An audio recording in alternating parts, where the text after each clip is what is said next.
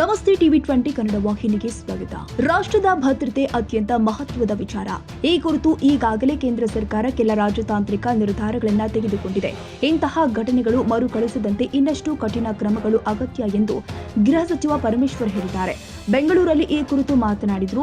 ಪಾಕಿಸ್ತಾನಿ ಪ್ರಜೆಗಳು ರಾಜ್ಯದಲ್ಲಿ ಇದ್ದಾರಾ ಎಂಬ ಬಗ್ಗೆ ಸರ್ಕಾರ ಪರಿಶೀಲನೆ ಮಾಡ್ತಾ ಇದೆ.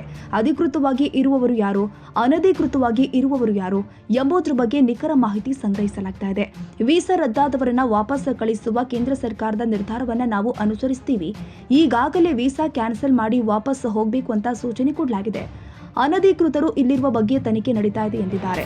ರಾಜ್ಯದಲ್ಲಿ ಉಗ್ರ ಚಟುವಟಿಕೆಗಳ ಇತಿಹಾಸವಿರುವ ಹಿನ್ನೆಲೆ ಎಚ್ಚರಿಕೆ ಅಗತ್ಯವಿದೆ ಎಂದು ಸಚಿವರು ಹೇಳಿದರು. ಕೇಂದ್ರದ ಗುಪ್ತಚರ ಸಂಸ್ಥೆಗಳು ಬೆಂಗಳೂರಿನಲ್ಲಿಯೂ ಕಾರ್ಯನಿರ್ವಹಿಸ್ತಾ ಇದೆ. ಕೆಲವೊಮ್ಮೆ ಅವರು ರಾಜ್ಯ ಪೊಲೀಸರಿಗೆ ಮಾಹಿತಿ ಕೊಡ್ತಾರೆ, ಕೆಲವೊಮ್ಮೆ ನೀಡದೆ ತಾವೇ ಕಾರ್ಯಾಚರಣೆ ಮಾಡ್ತಾರೆ. ಎಲ್ಲಿಯೂ ಸ್ಲೀಪರ್ ಸೆಲ್ಸ್ ಇದ್ರೆ ಅದು ರಾಷ್ಟ್ರ ಮಟ್ಟದ ವಿಚಾರ. ನಾವು ಮಾಹಿತಿ ಪಡೆದಾಗಲೇ ಕೂಡಲೇ ಕೇಂದ್ರ ಅಥವಾ ಎನ್ಐಗೆ ಒದಗಿಸ್ತೀವಿ ಎಂದಿದ್ದಾರೆ.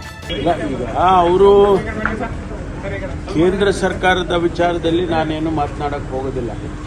ನಾವು ಇಷ್ಟೇ ಹೇಳ್ತೀವಿ, ರಾಷ್ಟ್ರದ ಭದ್ರತೆಯ ವಿಚಾರದಲ್ಲಿ ಈಗಾಗಲೇ ಅವರು ಕೆಲವು ನಿರ್ಧಾರಗಳನ್ನು ರಾಜತಾಂತ್ರಿಕವಾಗಿ ತಗೊಂಡಿದ್ದಾರೆ. ಇನ್ನೂ ಹೆಚ್ಚು ಕಠಿಣವಾದಂಥ ನಿರ್ಧಾರಗಳನ್ನು ಮಾಡಬೇಕು. ಇಂಥ ಘಟನೆಗಳು ಮರುಕಳಿಸ್ದಂಗೆ ಏನು ಟೆರರಿಸ್ಟ್ ಆರ್ಗನೈಸೇಷನ್ಸ್ಗಳು ಆ ಭಾಗದಲ್ಲಿದ್ದಾವೆ ಅವುಗಳನ್ನೆಲ್ಲ ಹತ್ತಿಕ್ಕುವಂಥದ್ರಲ್ಲಿ ಇನ್ನೂ ಹೆಚ್ಚಿನ ರೀತಿ ಕಠಿಣವಾಗಿ ತೀರ್ಮಾನಗಳನ್ನು ತಗೋಬೇಕು ಅಂತ ಅಷ್ಟೇ ಹೇಳ್ಬೋದು. ಯಾಕೆಂದರೆ ಕೇಂದ್ರ ಸರ್ಕಾರದ ವಿಚಾರದಲ್ಲಿ ನಾನು ಮಾತನಾಡೋಕ್ಕಾಗೋದಿಲ್ಲ.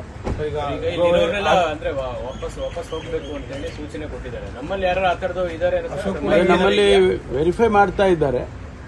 ಅಧಿಕೃತವಾಗಿ ಇಲ್ಲಿ ಇರ್ತಕ್ಕಂಥವ್ರು, ಅನಧಿಕೃತವಾಗಿ ಇರ್ತಕ್ಕಂಥವ್ರು ಇವೆಲ್ಲ ನಾವು ನೋಡಬೇಕಲ್ಲ. ಈಗಾಗಲೇ ಹಿಂದೆ ತಾವು ಸದನದಲ್ಲಿ ಅಧಿವೇಶನದಲ್ಲಿ ಪ್ರಶ್ನೆಗಳನ್ನು ಕೇಳಿದ್ದು ಕೂಡ ತಾವು ಗಮನಿಸಿದ್ದೀರಿ ಅಂದ್ಕೊಳ್ತೀನಿ. ಅದರಲ್ಲಿ ಈಗ ಪಾಕಿಸ್ತಾನೀಸು ಯಾರಿದ್ದಾರೆ, ಅಧಿಕೃತವಾಗಿ ಯಾರಿದ್ದಾರೆ ಅವರಿಗೆಲ್ಲ ವಾಪಸ್ ಕಳಿಸಲೇಬೇಕಾಗ್ತದೆ. ಈಗ ಕೇಂದ್ರ ಸರ್ಕಾರ ತೀರ್ಮಾನ ತಗೊಂಡಿದೆ. FRR ಅನ್ನೋರು ಆ ಕೆಲಸ ಮಾಡ್ತಾರೆ. ಸರ್, ಅಶೋಕ್ ಅವರು ಮಾತು ಹೇಳಿದ್ದಾರೆ ಸರ್, ಇಲ್ಲೊಂದಷ್ಟು ಜನ ಸಿಕ್ಕಾಪಟ್ಟೆ ಜನ ಇದ್ದಾರೆ ಪಾಕಿಸ್ತಾನದವರು, ಅವ್ರಿಗೆ ಇಲ್ಲೇ ಜಾಗ ಆಗಿದೆ. ಇಲ್ಲ, ಅನಧಿಕೃತವಾಗಿರೋದು ಗೊತ್ತಿಲ್ಲ, ಅದನ್ನ ವೆರಿಫೈ ಮಾಡಬೇಕು. ಅಧಿಕೃತವಾಗಿರೋರನ್ನ ಕಳಿಸೋದಕ್ಕೆ ನಮ್ದೇನು ತಕರಾರು ಇರಲ್ಲ. ಅವ್ರನ್ನೇ ಈಗ ಎಲ್ಲ ವೀಸಾ ಕ್ಯಾನ್ಸಲೇಷನ್ಸ್ ಮಾಡಿ ನೀವೆಲ್ಲ ಹೊರಟೋಗಿ ಇಲ್ಲಿಂದ ಕೇಂದ್ರ ಸರ್ಕಾರ ಆ ರೀತಿ ತೀರ್ಮಾನ ಮಾಡಿದೆ ಅಂತ ಹೇಳುವಂಥದ್ದು ಅಷ್ಟೇ. ಅನಧಿಕೃತವಾಗಿರೋರನ್ನ ನಾವು ಹುಡುಕ್ಬೇಕಲ್ಲ, ಅದನ್ನ ಹುಡುಕ್ತಾರೆ. ಬರೀ ಪಾಕ್ ಮಾತ್ರನಾ ಅಥವಾ ಬೇರೆ ಕಂಟ್ರೀಸ್? ಇಲ್ಲ, ಈಗ ಸದ್ಯಕ್ಕೆ ಪಾಕಿಸ್ತಾನಕ್ಕೆ ಅಷ್ಟೇ ಆ ತೀರ್ಮಾನ ಆಗಿರುವಂಥದ್ದು. ನಮ್ಮ ಬೆಂಗಳೂರು ಕೂಡ ಈ ಟೆರರ್ ಅಟ್ಯಾಕ್ನ ಹಿಸ್ಟ್ರಿ ಇದೆ. ಹಿಂದೆ ನಮ್ಮಲ್ಲಿ ಇಸ್ರೋ ಆಕ್ಟಿವ್ ಆಗಿ ಈ ಥರದ್ದೆಲ್ಲ ನಡೆದಿದೆ ಸರ್. ಈಗ ಕಾಶ್ಮೀರದಲ್ಲಿ ಮೈ ಮರೆತಿದ್ದಕ್ಕೆ ಆ ರೀತಿ ಆಗಿದೆ. ನಮ್ಮಲ್ಲೂ ಕೂಡ ಆ ಥರದೊಂದು ಎಚ್ಚರಿಕೆ ಬೇಕು ತಗೋಬೇಕಲ್ಲ. ಆ ಥರದ ಆಕ್ಟಿವಿಟೀಸ್ ನೋಡಿ, ಕೇಂದ್ರ ಸರ್ಕಾರದ ಇಂಟೆಲಿಜೆನ್ಸ್ ಏಜೆನ್ಸಿ ಅವರು ಬೆಂಗಳೂರಿನಲ್ಲೂ ಕೂಡ ಇದ್ದಾರೆ. ಅವರು ಅನೇಕ ಬಾರಿ ನಮ್ಮ ಪೊಲೀಸ್ನವ್ರಿಗೂ ಮಾಹಿತಿ ಕೊಡ್ತಾರೆ. ಕೆಲವು ಬಾರಿ ಮಾಹಿತಿ ಕೊಡದೇನೆ ಅವರೇ ಆಪರೇಟ್ ಮಾಡ್ತಾರೆ.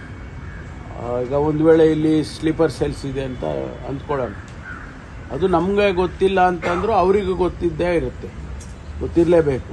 ಯಾಕಂದರೆ ನ್ಯಾಷನಲ್ ಇಶ್ಯೂಸ್. ನಮ್ಮವರು ಕೂಡ ಅದಕ್ಕೆ ಸಹಕರಿಸ್ತಾರೆ.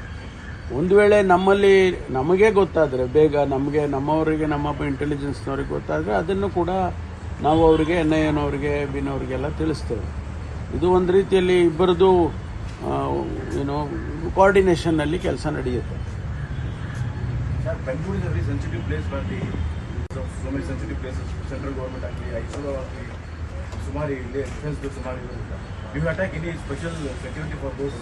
ಅಲ್ಲ, ಈಗಾಗಲೇ ಅದು ಕಂಟಿನ್ಯೂಸ್ ಆಗಿ ಇರುತ್ತೆ. ಈಗ ಇಸ್ರೋದಲ್ಲಿ ಸ್ಪೆಷಲ್ ಸೆಕ್ಯೂರಿಟಿ ಇದೆ, ಅಥವಾ ಬೇರೆ DRDOನಲ್ಲಿ ಅಥವಾ ಬೇರೆ ಬೇರೆ ಈ ಥರ ಡಿಫೆನ್ಸ್ಗೆ ಸಂಬಂಧಪಟ್ಟದ್ದು ಇವಕ್ಕೆಲ್ಲ ಸ್ಪೆಷಲ್ ಫೋರ್ಸಸ್ ಇದೆ, ಅವ್ರದ್ದು ಇದೆ.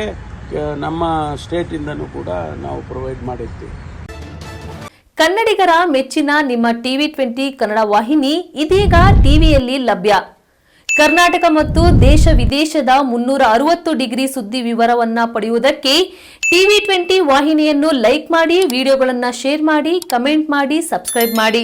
HCN ಕೇಬಲ್ 842 ನಂಬರ್ನಲ್ಲಿ ಹುಕ್ಕೇರಿ ತಾಲೂಕು ಹಾಗೂ ಸಂಕೇಶ್ವರದ ಸುತ್ತಮುತ್ತಲಿನ ಹಳ್ಳಿಗಳಲ್ಲಿ ಲಭ್ಯ. PCN ಕೇಬಲ್ 129 ನಂಬರ್ನಲ್ಲಿ ಹಾರುಗೆರೆ ಸುತ್ತಮುತ್ತಲಿನ ಹಳ್ಳಿಗಳಲ್ಲಿ ಲಭ್ಯ. ರಾಯಬಾಗ್ ಡಿಜಿಟಲ್ ಚಾನೆಲ್ ಕೇಬಲ್ 80ನೇ ನಂಬರ್ನಲ್ಲಿ ರಾಯಬಾಗ ತಾಲೂಕಿನ ಸುತ್ತಮುತ್ತಲಿನ ಹಳ್ಳಿಗಳಲ್ಲಿ ಲಭ್ಯ. ಯುಡಿಸಿಎನ್ ಕೇಬಲ್ ನೆಟ್ವರ್ಕ್ ಉಗಾರ ಸುತ್ತಮುತ್ತಲಿನ ಹಳ್ಳಿಗಳಲ್ಲಿ ನಿಮ್ಮ ಟಿವಿ 20 ಕನ್ನಡ ವಾಹಿನಿಯೂ ಲಭ್ಯ.